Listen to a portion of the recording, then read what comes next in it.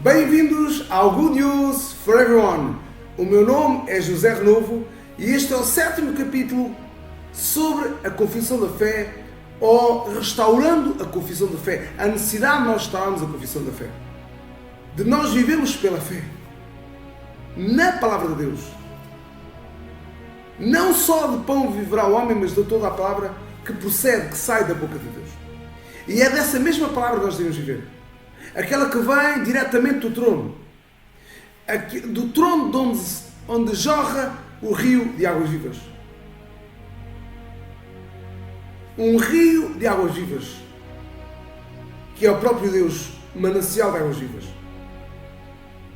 Então bem-vindos a este 7º capítulo sobre a necessidade de restaurarmos a nossa confissão da fé.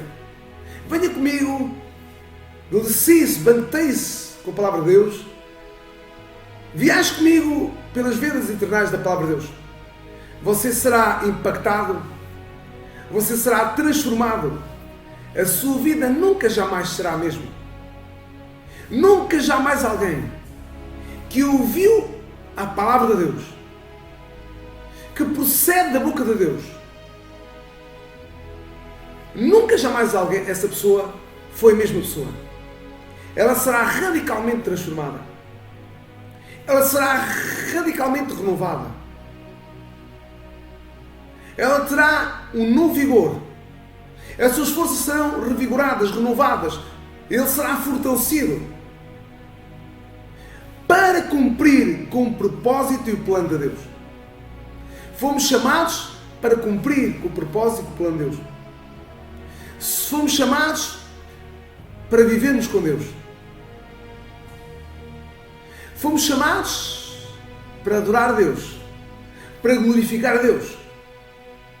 Como nação, como povo, individualmente também, mas principalmente como povo, como nação, como igreja do Deus vivo. E cada um de nós somos pedras vivas. Bem-vindos, venha comigo nesta viagem extraordinária. Iremos desvendar mistérios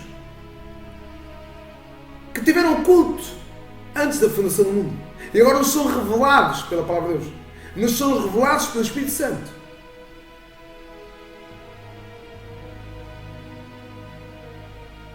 E neste 7º capítulo sobre a confissão da fé, eu trago algumas passagens que nós já lemos, já meditamos, já fomos edificados, renovados, fortalecidos, transformados por essa mesma palavra. E agora nós preparamos nesta viagem pelas veredas eternais para mergulharmos um pouco mais fundo, para que nós possamos compreender qual seja a altura e a profundidade e a largura e o comprimento, e conhecemos o amor de Cristo transcende todo o entendimento. Venha daí neste desvendar destes mistérios da palavra de Deus, que o Espírito Santo abra os olhos do seu entendimento e os meus, Ele me use como vaso inútil para que você seja edificado, para que eu seja edificado e fortalecido na fé, porque o meu justo viverá na fé. 2 Hebreus 10, 38. E se ele recuar, a minha alma não terá prazer nele. Mas nós, porém, não somos aqueles que retrocedemos, mas aqueles que avançamos na fé, aqueles que prosseguimos para o alvo da soberana vocação. Venha daí, deixe-se impactar pela poderosa palavra de Deus, pela vívida, pela autêntica, pela real, pela infalível, pela toda poderosa, a sempre eterna, a sempre verdadeira, a toda poderosa palavra de Deus, a imutável, a incorruptível palavra de Deus, que vivifica, que dá vida aos nossos seres. Quero ler uma passagem que está em Gênesis 2, aliás, Gênesis 1, verso 22 27 e seguinte. E criou Deus o homem à sua imagem. À imagem de Deus o criou. Homem e mulher os criou. Macho e fêmea os criou. O original. E criou Deus o homem à sua imagem.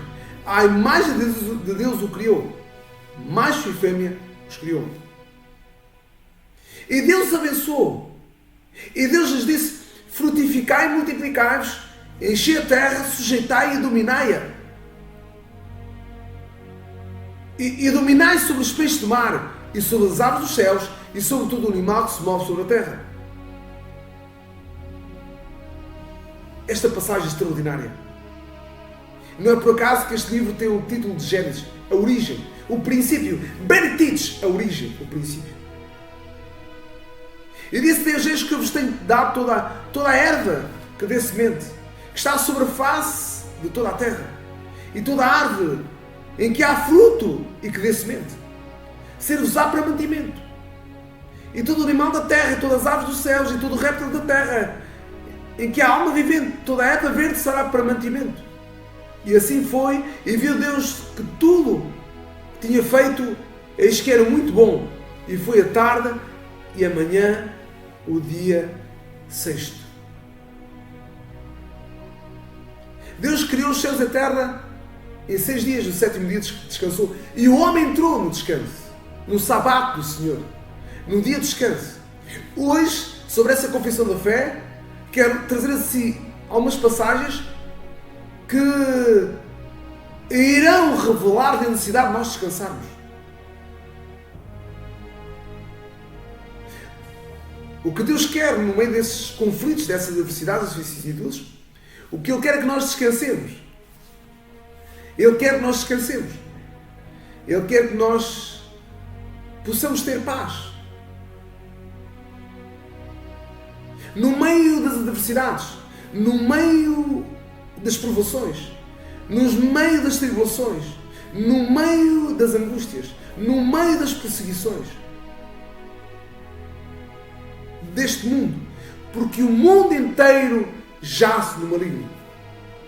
O apóstolo João, na sua epístola, sua segunda epístola, ou primeira epístola, ele traz essa realidade dos factos. No capítulo 5, lá para casa, do verso 14, ele diz que o mundo inteiro jaz no maligno. Sabemos que nós somos de Deus e que o mundo inteiro jaz no maligno. Está debaixo de influência maligna. Está num jazigo. Está em sofrimento. Devido à desobediência de nossos pais federais, Adão e Eva. Trago novas de alegria. Trago notícias frescas.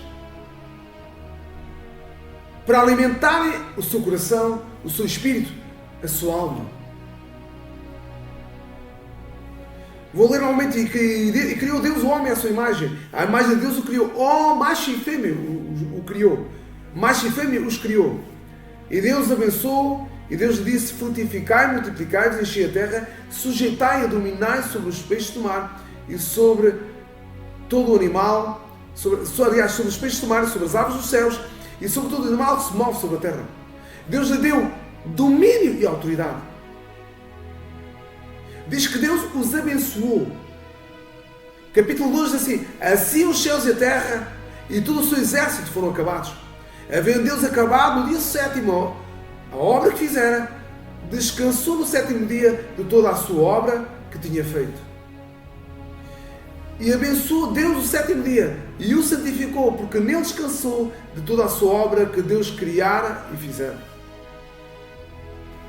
Verso 7 diz, capítulo 2: e formou o Senhor Deus o homem do pó da terra, e soprou em suas narinas o fogo da vida, e o homem foi feito alma vivente. E plantou o Senhor Deus um jardim no Éden, um jardim deleitoso. De deleite, deleitoso. Do lado oriente, e pôs ali o homem que tinha formado. E o Senhor Deus fez brotar da terra toda a árvore agradável à vista, boa para a comida, a árvore da vida, e a árvore da vida no meio do jardim, e a árvore do conhecimento do bem e do mal. Verso 15. E tomou o Senhor Deus o homem e o pôs no jardim do Éden para o lavrar e o guardar. preste bem estas palavras, lavrar e guardar, fazer algo com o jardim, mas também guardar. Porque Deus sabia que haveria de vir um ladrão. E foi precisamente isso mesmo que aconteceu com o homem. O homem deixou-se roubar, deixou-se enganar, deixou-se enfeitiçar, deixou-se seduzir e caiu pela sua desobediência à ordem específica de Deus que nós vemos a seguir no verso 26. E ordenou o Senhor Deus, ao homem dizendo: de toda a árvore do jardim comerás livremente, mas a árvore do conhecimento do bem e do mal, dela não comerás, porque no dia que dela comeres, certamente morrerás. Tive a necessidade de fazer uma introdução para que desta forma nós possamos ler Marcos capítulo 4. Nós já falamos muito sobre esta passagem, iremos falar um pouco mais sobre esta passagem neste 7º capítulo, sobre o tema restaurando a confissão da fé. Verso 35: naquele dia, sendo já tarde, disse-lhes: passemos para o outro lado. E eles, deixando a multidão, o levaram consigo, assim como estava no barco, e havia também com eles outros barquinhos.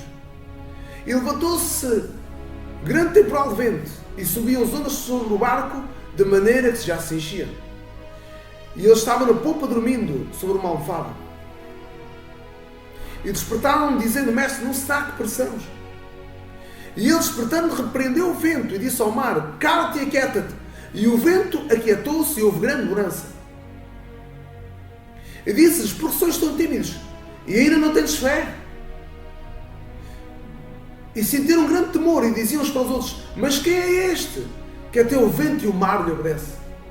Que autoridade é esta? Quem é este que a própria natureza lhe obedece? Que as coisas criadas lhe obedecem? Que tudo lhe obedece, tudo lhe está sujeito? Que autoridade é esta? Nunca jamais antes vista esta autoridade.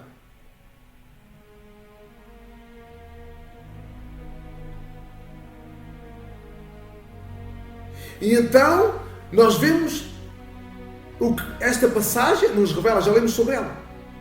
Lemos que Jesus, no verso 38, estava na popa, dormindo sobre uma almofada, aconchegado no seu regaço, descansado tranquilamente. E despertaram os seus discípulos, dizendo: mestre, não está que nós pereçamos. E eu queria debruçar-me um pouco sobre este capítulo 36, 38. E sempre que nós lemos, Deus traz revelação. Sempre que nós meditamos na palavra, como Deus disse a Josué: não se aparte os teus olhos do livro desta lei, antes medita nele de dia e de noite. Não se aparte da tua boca o livro desta lei. E é necessário nós não deixarmos apartar a palavra nem nos nossos olhos, nem na nossa boca, nem no nosso coração. Como diz Provérbios 4:20: filho meu, atenta para as minhas palavras, minhas razões inclina nos teus ouvidos, não as deixes apartar dos teus olhos, não as deixes apartar, guardas no meio do teu coração. Porque são vida para os que acham-se para o seu corpo, sobretudo o que se deve guardar, guarda o teu coração, porque dele procedem as saídas da vida. Há uma necessidade urgente de nós entendermos isto. Então Jesus, aqui dormindo, neste verso 38, há algo que o Espírito Santo elucidou nos meus olhos, no meu entendimento. Quando Jesus disse, logo assim com os seus discípulos, no verso 39, despertando, eles o despertaram dizendo, eles disseram, verso 38, aliás, disseram eles: mestre, não se dá que nós pereçamos. Então tu estás a dormir confortavelmente, tranquilamente, no meio de um temporal, e nós estamos a ir ao fundo, nós estamos prestes a naufragar, e tu estás a dormir. Como isso é possível? Não te importas que nós pereçamos? E ele, despertando, repreendeu o vento e disse ao mar: cala-te e aquieta-te. E o vento se aquietou e houve uma grande bonança.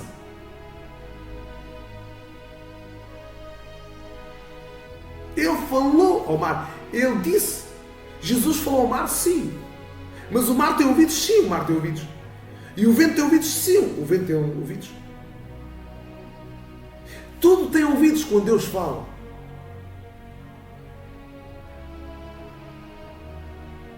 Porque é uma autoridade suprema, uma palavra suprema. Ele é o Senhor dos senhores, o Rei dos reis. Ele é o autor, a origem, Bertich, a origem, o princípio de tudo. Então nós vemos aqui, como nós lemos, a necessidade de termos consciência da confissão da nossa fé. Porque, como eu disse, e volto a frisar, quando nós estamos a passar por circunstâncias adversas, e quando nós estamos num momento de tribulação, de angústia, de aflição, o natural da confissão que nós normalmente fazemos, proferimos, é exatamente este tipo de confissão. É uma confissão segundo aquilo que os nossos sentidos veem, segundo o que os nossos olhos veem, segundo a mensagem que a circunstância nos transmite, segundo a mensagem que esse Golias brava lá nos montes, lá bem no alto, para as campinas, cá bem para baixo, para as planícies. E nós precisamos de ter consciência disto. E o Espírito Santo esta semana me chamou a atenção para o tipo de confissão que eu estava a falar. E para o tipo de sentimento que nós vivemos. Vamos falar muito sobre isto. Nos próximos capítulos, neste capítulo, nos próximos capítulos, iremos falar disto. Mas aqui estamos a falar sobre a necessidade da confissão da fé. Restauramos a confissão da fé. Como vimos em Marcos que nada sucederá se nós não confessamos a fé.